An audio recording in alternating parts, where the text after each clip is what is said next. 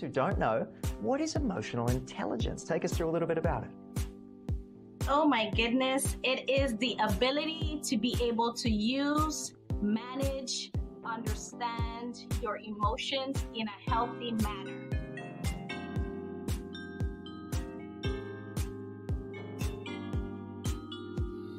There I was, an upcoming HR professional. I was flying high, scoring. I was even deemed the best HR of the year.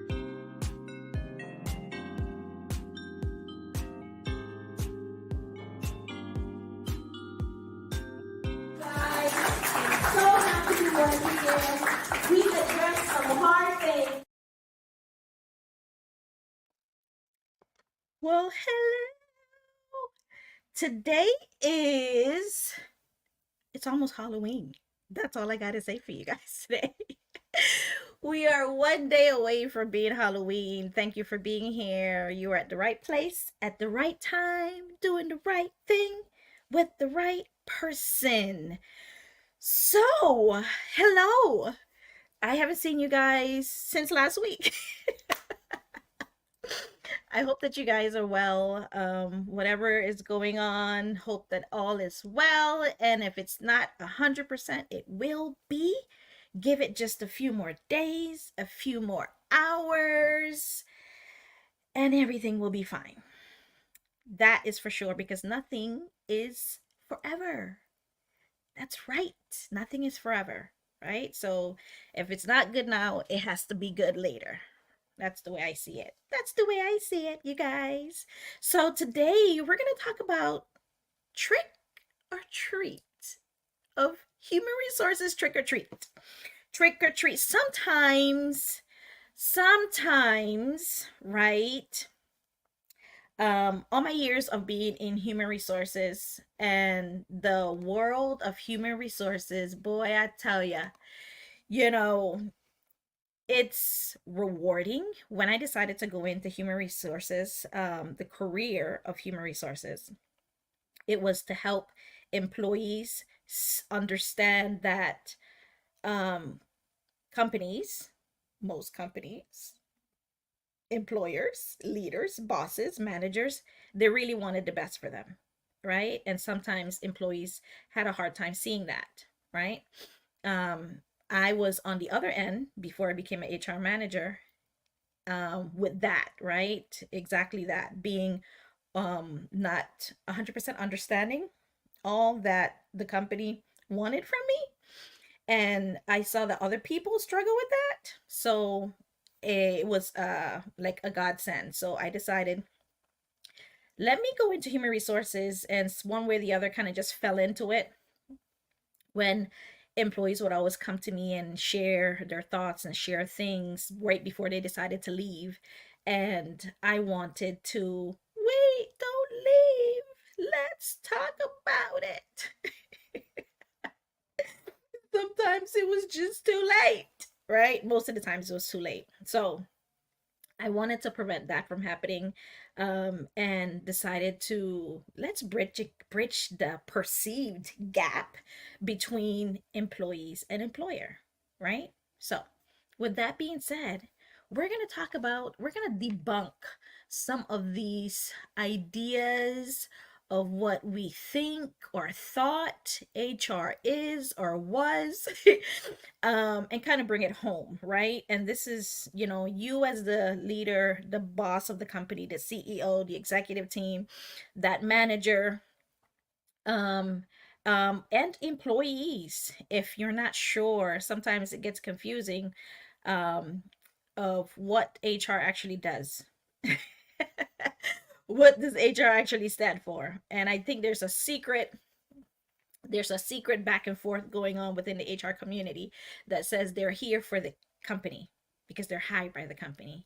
And then, some say, well, we're here for the employees because the people is where, I'll tell you right now, from my experience, at the heart of HR, it's HR's heart is the people, but HR, from a professional standpoint and their duties, it's a balance of both, right?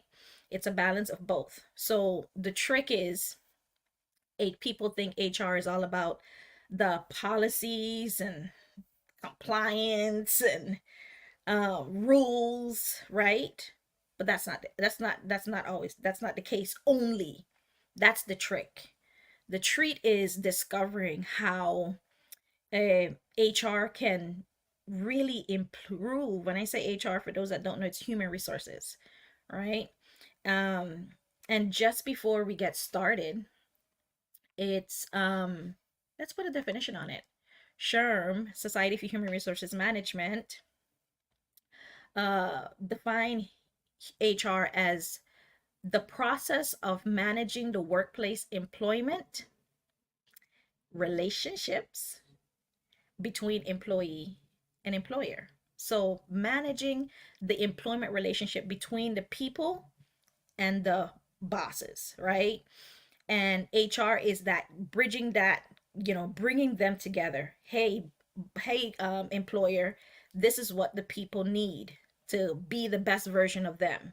Hey, employees, employers actually care about investing in you and making sure that the workplace is something that you can continue to thrive in, and ergo, company thrives, right? So it's HR is constantly singing that song. They're in the middle, bringing both people together, and they're constantly singing that song. Hey, they love you. Hey, they love you. So let's all move in that direction, right? I just made up that song, so there you go. So that's the definition of HR, but let's talk about some of the myth, right? Some of the myth and facts.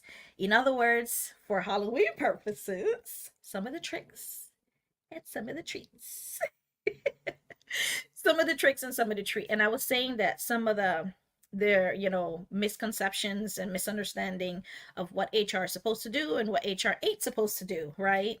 And whose HR side whose side are they on. HR, we don't pick sides. Again, balance, balance, balance, balance, balance, balance, right? Balancing both what the employees are saying and what the leaders are saying, right? And bringing them together, right? And so the treat is, HR is all about building and fostering a healthy culture, right? From employee development to engagement to, you know, um, workplace integration, workplace balance, high performing teams, um, making sure that at the end of the day, as we've been saying since the past 2 weeks now, talking about the do's and don'ts of HR and the do's and don'ts of emotional intelligence, is excellence. Always striving towards excellence and what that looks like, right? um so let's break down some of the tricks and treat. Some of the tricks and treat. So HR, some people say, right, the trick is HR is where people only go when there is trouble. I heard that one before. Have you? I'm drinking some tea, you guys. I know it's afternoon over here in the East Coast, Eastern Standard Time, but I love me my ginger tea. I love me some ginger tea. It's supposed to be lunchtime. Are you guys having lunch? Have your lunch. So, the trick is, people only come to HR when there's a problem. That's the trick.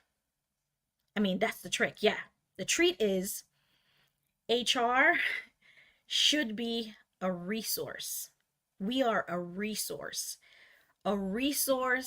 of career development, engagement, proactive support, not only just handling crisis, right? We want to get to the issue way before it becomes an issue. Get to the situation way before it becomes an issue, right? That's what HR wants. Proactive approaches, not reaction, not let's come in, let's go to HR to talk about this. How about you saw the problem coming? Because 9 times out of 10, issues that happen, employee relations issues, like they don't come about from one day to the other. No, no, no, no, no. No, no, no, no, no, no, no. They are building. It's always building off of something, one small misunderstanding. Someone holds a grudge, right? And it just starts adding and adding and adding until one day the person just can't hold it anymore, and bam, everybody ends up in HR, right? HR would love for you to address these issues, and you as a leader, especially, I'm speaking to the leaders them now, you as the leader in the department, in the organization, it is behooves you, and it is your responsibility to tackle situations way before it snowballs into something bigger. Because 9 times out of 10, when it becomes something so much bigger, you cannot stop it from going off. And if you do stop it from going off, feelings are hurt, things are said, projects are delayed, sabotage, like all of that stuff happens, right?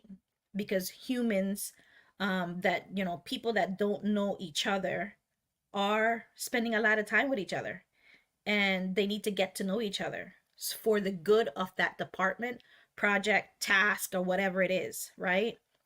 But it cannot happen if you see a situation coming about and you ignore it. Ignoring is the worst thing you can do. It was one of the worst things you can do, right? Let's not ignore it. Let's tackle the issue proactively, right? Don't wait for days and days. If there's something that someone did, said, always best to address it immediately, right? And one thing that I've suffered with, and to some degree still do, right, is how you say that, right? Because when frustrations happen and your emotions get the best of you, then it's already said, right? So what do you have to do now? You have to backtrack, you have to go and apologize, you have to go fix things, all of this stuff, right? And that's okay. Some people don't even have the awareness to even say that, right? Or even acknowledge, or vulnerability to even acknowledge that they made a mistake, right? I'm number one for that. And we all, if you're a human being, you are not on that mountain by yourself, right? So I'm telling you that now. Don't think because you're always right, or you're right most of the time, that you're not gonna make a mistake.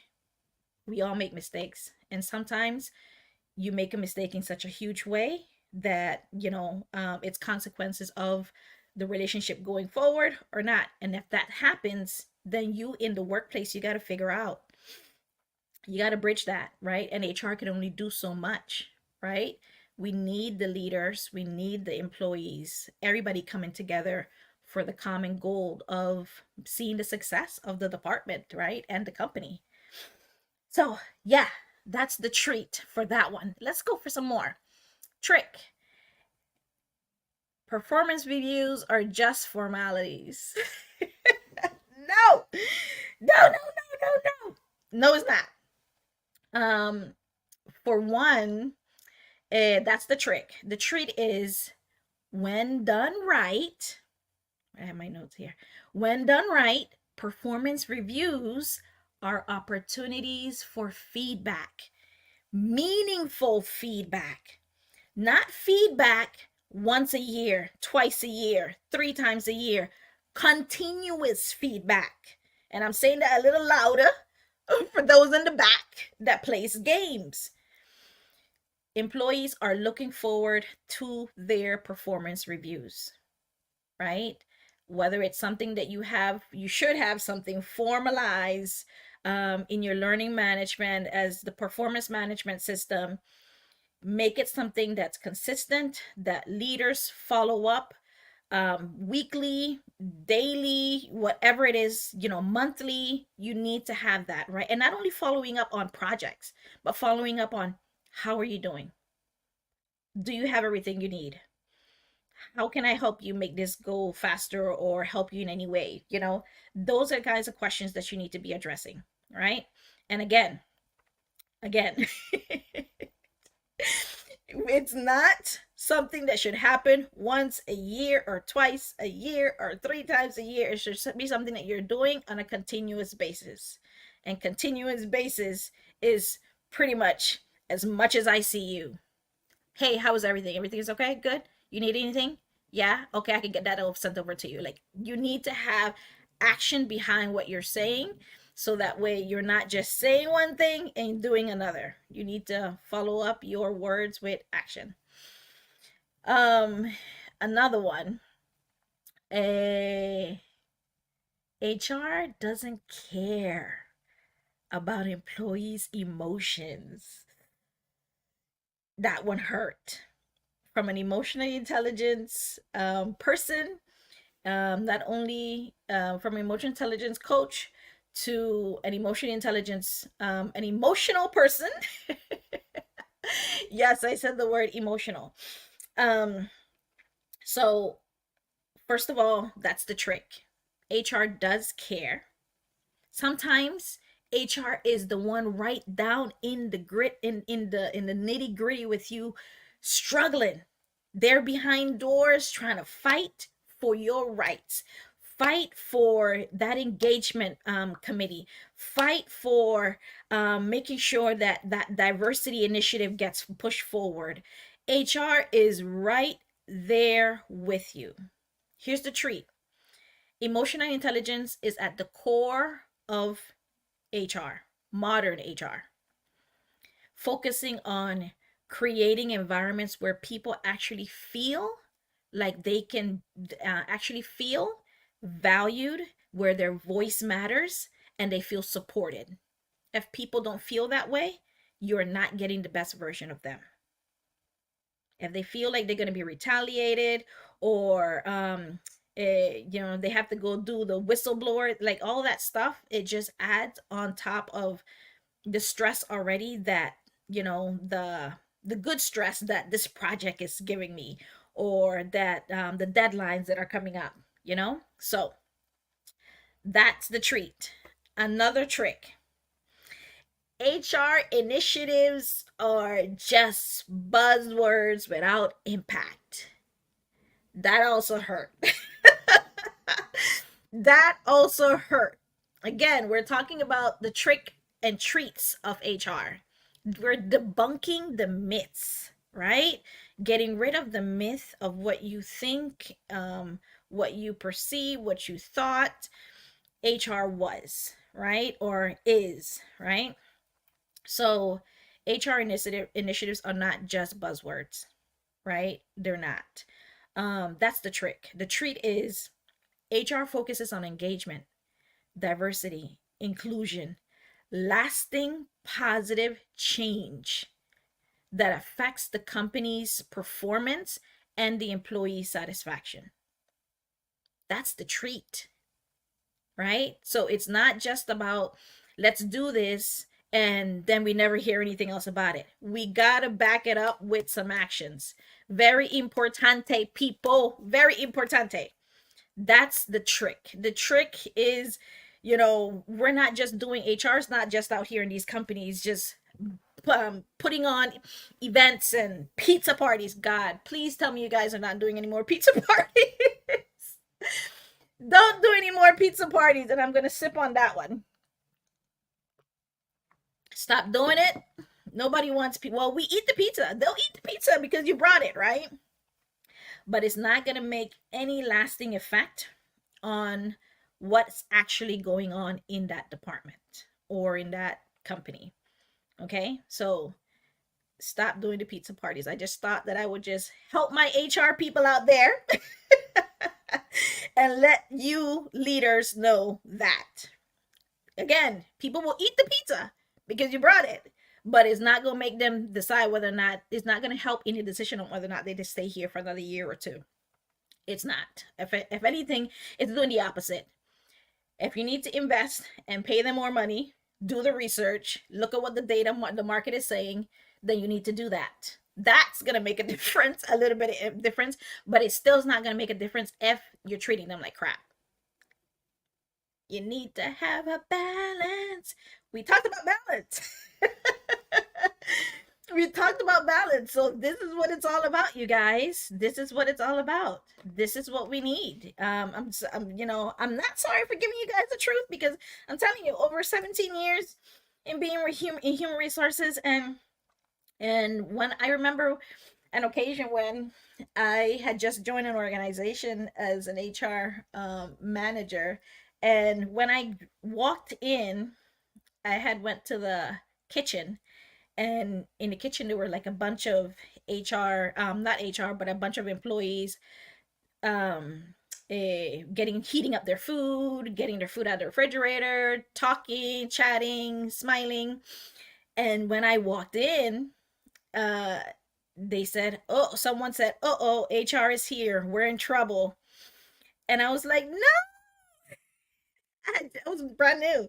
I was like, "No, nobody's in trouble. I'm just coming in to say hi and see how everybody else is doing." So that was their perception of what HR was, right? That was their experience with HR.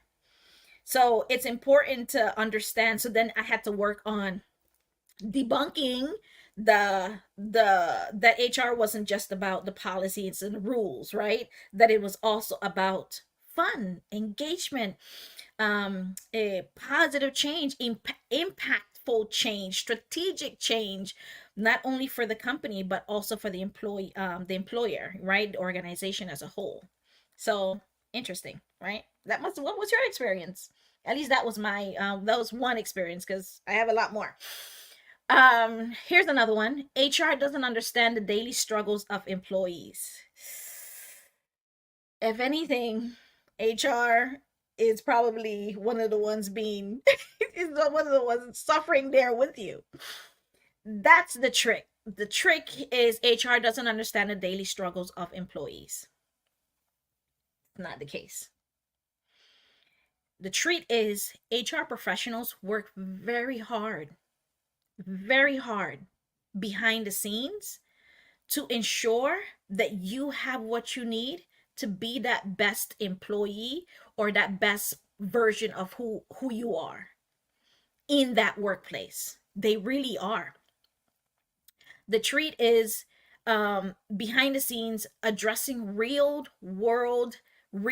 workplace challenges like burnout, engagement, balancing that work life, career progression, retention. These are all key important. These are key things for HR. So we're constantly doing that balance and fighting for you. So we understand very well. Because you think we want to be hiring, going to recruiting every time and hiring somebody else for that department and hiring somebody else. So we have all these positions that are open because people are leaving. HR's aim is to keep the people. And not only to keep the people, but to keep them happy, right? Keep them engaged. And that can only happen if the workplace culture, environment, leaders are, respecting, ensuring that they have the tools and the resources that they need, that they feel supported, that they feel seen and valued. That's HR's aim, right? So it's constantly balancing that employer-employee relationship, constantly. So another trick. Let's see here. We have a lot of guys. We may have to come back to some of these later on before the year ends or something. This is one I heard. The trick is HR is only there to fire and hire you. I had so many times I told people HR is not only here to fire you or hire you guys. Like, we do so much in between and before and behind the scenes before we even get to the hiring and the firing. And we don't fire people, first of all. We don't fire people. People terminate and transition themselves, right? Based on their actions, right? And sometimes the environment that they're in, the culture that they're in, leave them no other choice, right? Or the person, their boss that they're interacting with, leave them no other choice, you know? So that's not HR's doing. HR comes in at the, usually in the companies that I've been at in the past, was HR came in, like they brought HR in at the very end, because one of the questions that we would ask when we had to do employee investigations and relations and stuff is, what um does the employee know that they have this issue, or that they are not doing their job description, fulfilling their job description? And the answer is, yeah, we talked to them. Yeah, when? A couple weeks ago. Do you have that documented? No. Oh. No. That's HR. That's HR in the head. HR, your HR, when you tell them no, no, no to all of that I just asked, they're going like, no documentation. Yes, you need to have documentation, not for the intent of firing the person. You need documentation to ensure that both parties understand what took place on that day, right? That, hey, you employee, you agreed to do this job description here, right? Whatever that is. And then, hey, employer, you agreed to give me the resources and the support that I need to do this, right? If both parties are not fulfilling that, then you can tear that piece of paper up, because it means nothing. It means nothing. You got to back up what is said on paper, what is done on paper, with actions. You have to. So that's the trick, right? The HR is only there to fire you and hire you. The treat is, HR scope is broad, as I said before, from employee development to culture building to relationship building to coaching to it's about growing people in their roles, right? So they can continue to level up their departments in that project, in those tasks, all of it, right? Um, Not just handling exits, right? And again, we don't fire anybody. People decide at one point in time, this company is no longer serving me, so they leave. And then the company decides, this employee is no longer serving us to the best that they could do, so it's time for them to leave, right? So HR just helps in that transition with the paperwork and making sure everybody has all their rights read and understood to them when both parties separates, right? Here is another trick. HR only focuses on the company's bottom line. No, no, no, no, no, no, no. That's not the case. That's not the case. The treat is, HR professionals are deeply invested in employee satisfaction. I told you guys at the beginning of this conversation that HR's heart is with the people, making sure the people have what they need so they can do their job and so that the company can thrive. That's the heart of HR, right? Employee satisfaction, employees' well-being, and career development. A happy workplace leads to a happy outcome, better performance, and profits. That's the circle. Giving and taking, giving, that's the circle, right? And that's what we have to remember. Let's see here. What other ones we want to share? Ooh, this is a good one. HR is slow to embrace technology. God dang it, that hurts. I've been in some companies. I've been in some companies where spreadsheets was a thing. And if you are an HR of one out there and you're in one of those companies, my heart goes out to you. My heart goes out to you. I understand where you're going, where you're coming from. And I'm going to tell you to keep the fight. Keep the fight. leverage AI, do the research, present it to leadership, and show them, the cost and how it can benefit them, and not only benefit HR, but benefit the entire company, right? Show them step by step, and so that they will be able to see the bigger picture, right? But it has to be an outcome for the overall organization, and ergo bring profits and performance up, right? So yeah, that's the trick. The trick is HR is slow to embracing technology. Sometimes that can be the case, but that's not the case, because HR is always trying to make sure that the organization have the best and the best practices and the best tools, so that way the HR team and the organization as a whole can continue to move operations forward, right? The treat is HR is increasingly tech savvy. I was just on a at a conference, actually the HRABC conference, and one of the leaders said the HR is the Swiss knife, right? The Swiss knife of the future, right? And guys, what a Swiss knife is. I don't have one, but you know what that is, where you can constantly, once it opens up, it has so many different players and so many different kind of gadgets that you can do so many different things with, right? So HR is increasingly always tech savvy, leveraging AI, data analytics, reports, modern HRISs, right? Human Resources Information Systems, to enhance the employee experience and drive profits and streamline the operations as they move forward, right? So if you in an organization, in a company that is not moving forward as it relates to technology,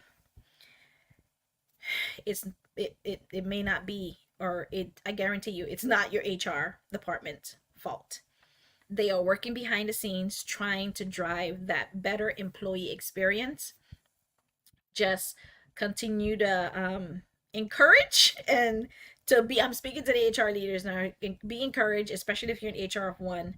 But you can't stop there, and it say I've tried it already. If you tried it already, maybe it's time for you to try again, right? Maybe they have seen enough that other companies are doing, and give them examples of competitors that have embraced the technology, and how they can help, how it looks for them, so that way they can see that we're the only ones that haven't done it. So when are we gonna jump on this train, right? So yeah, that's all I can tell you about that, guys. Here's another trick. HR just implements whatever leadership says. Well, the treat is that's no true. No. HR acts as a bridge, as I mentioned before, between leadership and the employees, constantly advocating for both sides, ensuring that the policies, the balance, that it's fair, that it's equitable, that it's aligned with the company's overall mission, vision, and driving what employees needs are. If HR did just what leadership asked them to do, the organization would not be they would not be as further along without HR. You need, like, I got some data. Let me share these data with you guys right quick, because I thought it was so cool, and I want you guys to know that you are not alone. We are not alone. So did you know there are nearly 1 million 1 million HR employees in the world? 1 million. So if you thought you were alone, know that you are not, right? Even if you're a department of one, right? Know that you are not alone. And that's in over 380,000 companies worldwide.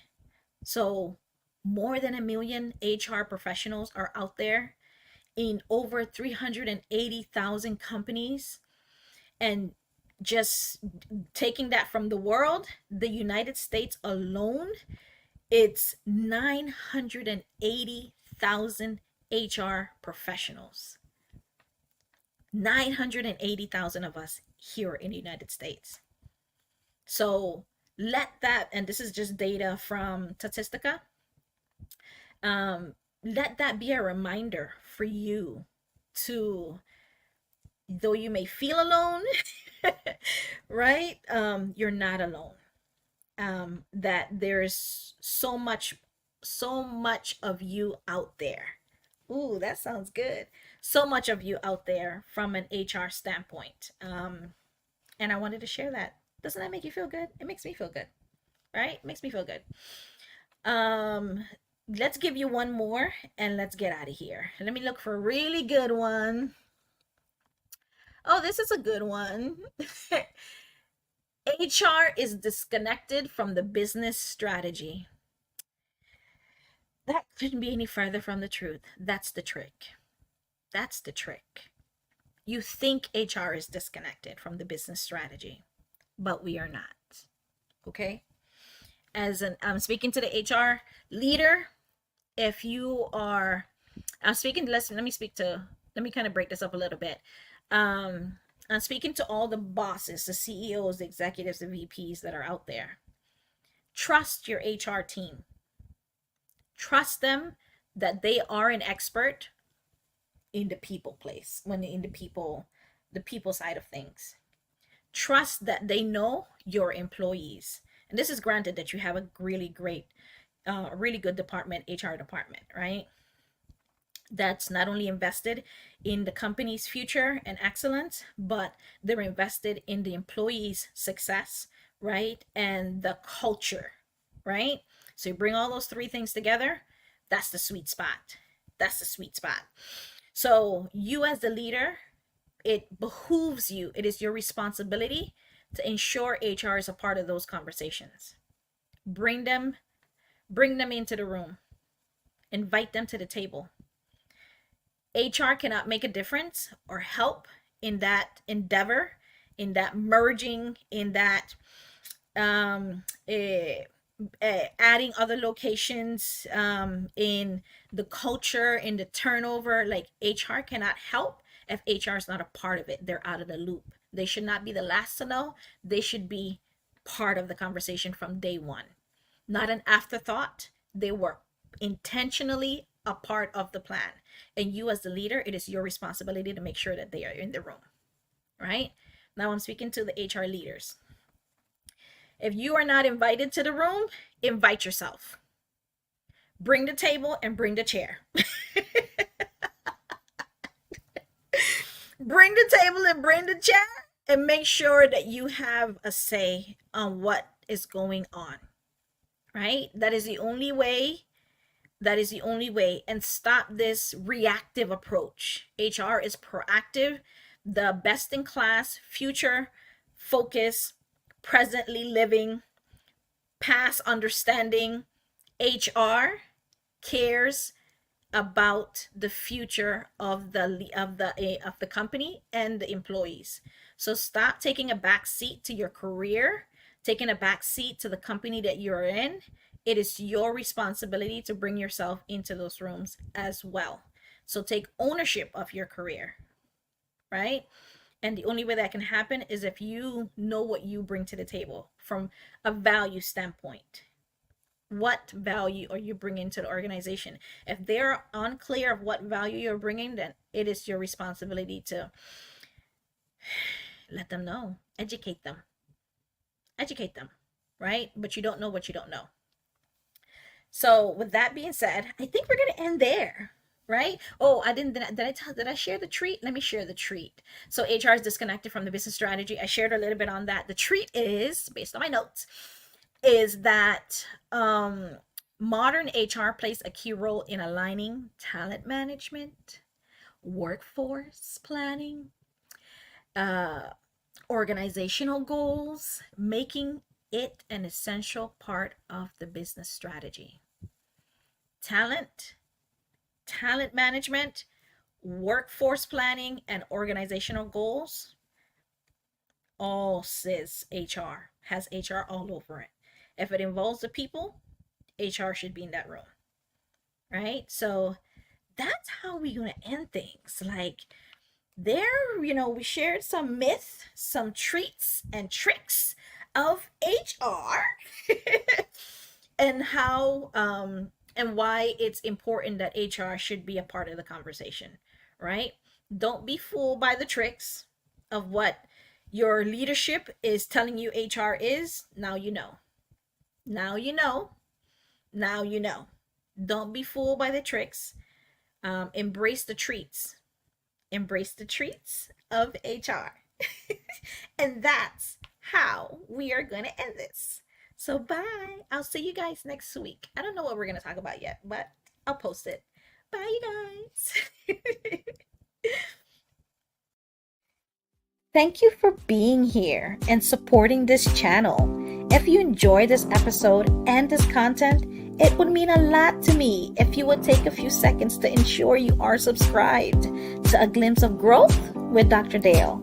Click the notification bell to receive notification. Share it with someone you think may need it. And let's continue to become more intelligent with our emotions. Thank you. See you later.